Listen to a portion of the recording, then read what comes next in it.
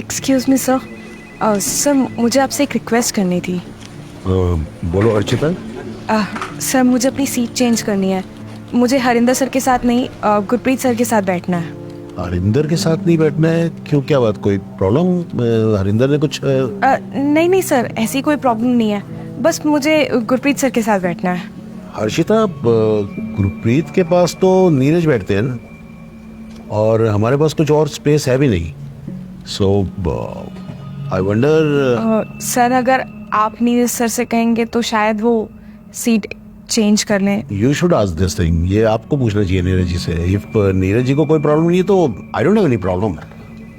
Neeraj sir. अरे Harshita, tension मत लो, मैं समझ सकता हूँ, आज तुम्हारा पहला दिन है ना। आप एक काम करो, आप मेरी वाली सीट ले लो, मैं चेंज कर लूँगा। Thank you so much sir, thank you sir. Thanks for him. Sir ये फाइल।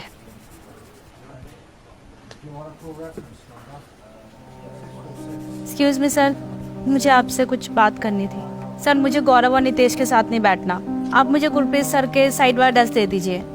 ज्योति, ये गौरव के साथ बैठने में क्या प्रॉब्लम, क्या है तुम्हें? नहीं सर, कोई प्रॉब्लम नहीं है, बस आप मुझे सर के साइड वाला डेस्क दे दीजिए। सर मैं हैंडल करता हूँ सर।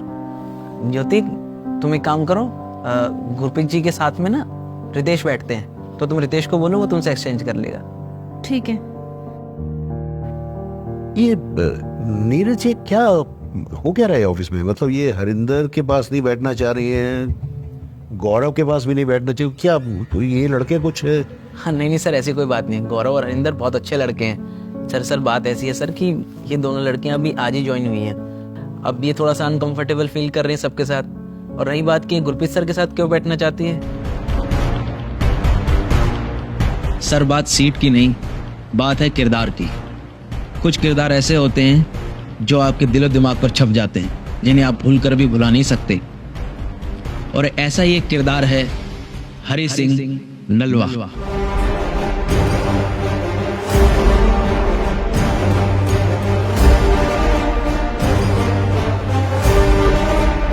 सर ये बात है 1835 से 36 के आसपास की। महाराजा रंजीत सिंह के एक बहुत ही बहादुर सेनापति थे हरि सिंह नलवा जी, जिन्होंने खैबर दर्रे पर विजय हासिल की थी, जिस जगह पर आज तक कोई भी जीत न सका। और इस जीत की गूंज दूर दूर तक गूंजने लगी, क्योंकि वो पठानों का गढ़ था और वहां जीतना बहुत मुश्किल था। लेकिन हरि सिंह नलवा जी ने यह कर दिखाया। इस जीत की गूंज इतनी दूर तक गूंजी कि एक पठानी कौम की महिला बीबी बानो उनसे इतनी प्रभावित हुई कि उन्होंने हरि सिंह नलवा जी से मिलने की इच्छा जाहिर की।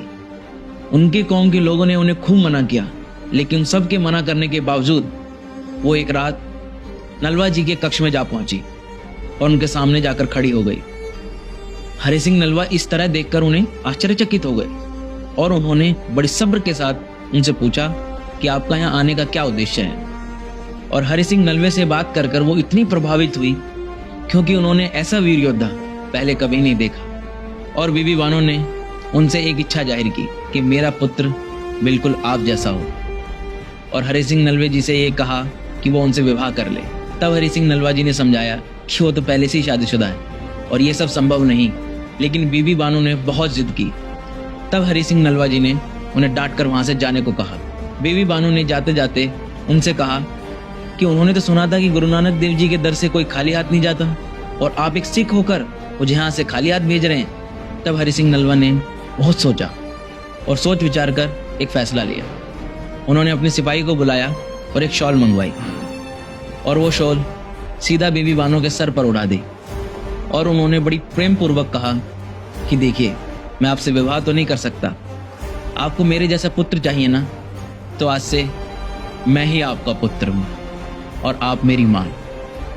हरि सिंह नलवा जी का ये किरदार देखकर बीबी बानो और भी प्रभावित हुई।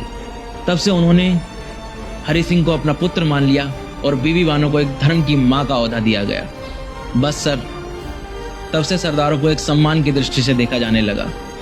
इसलिए सर, जब भी कहीं कोई सरदार होता है ना, तो हर बहन बेटी बहुत ही महफूज महसूस करती हैं। इसलिए सर कहा जाता है, एक सरदार का किरदार बहुत ऊंचा होता है। और सर वो बात तो आपने सुनी ही होगी कि अगर कोई बाप अपनी बेटी को अकेले किसी ट्रेन में भी भेजता है तो वो ये कोशिश करता है कि उसकी बोगी में अगर एक भी सरदार हुआ ना तो उसकी बेटी महफूज महसूस करेगी। बस सर, बाकी रही इन लड़कियों की बात, तो सर हमारे एम्प्लॉयज़ में कोई कमी नहीं है। हरिंदर हमारे यहाँ कितने टाइम से काम कर रहा है सर, और गौरव भी, ये बहुत ही अच्छे लड़के हैं। बट सर होता है ना कि पहली नज़र में कोई किसी को जज करे, क्या पता किसके बारे में क्या सोच रहा हो, लेकिन जिसके सर पे पगड़ी होती है ना सर, उसे देखकर कभी कुछ सोच विचार आ ही नहीं सकता, क्योंकि वो पगड़ी ना सर सम्मान और सुरक्षा का प्रतीक होता है। इसलिए उन लड़कियों को लगा कि जिसने पगड़ी पहनी हुई है वो कभी कुछ गलत नहीं करेगा उनके साथ, इसलिए वो सब गुरप्रीत सर के साथ बैठने को जिद कर रही थी। तुमने ठीक कहा नीरज, ऐसे ही थोड़ा कहा जाता है कि सिंग इज किंग। बिल्कुल सर, बिल्कुल। ठीक है, कोई दिक्कत नहीं है, और मैं उनकी फीलिंग्स की भी कदर करता हूँ। और वैसे भी मैं तो खुद ही चाहता हूँ कि हमारे हर एम्प्लॉयज़ जो हैं वो हर हिसाब से, हर लिहाज से वो कंफर्टेबल फील करें और सिक्योर फील करें। जी सर।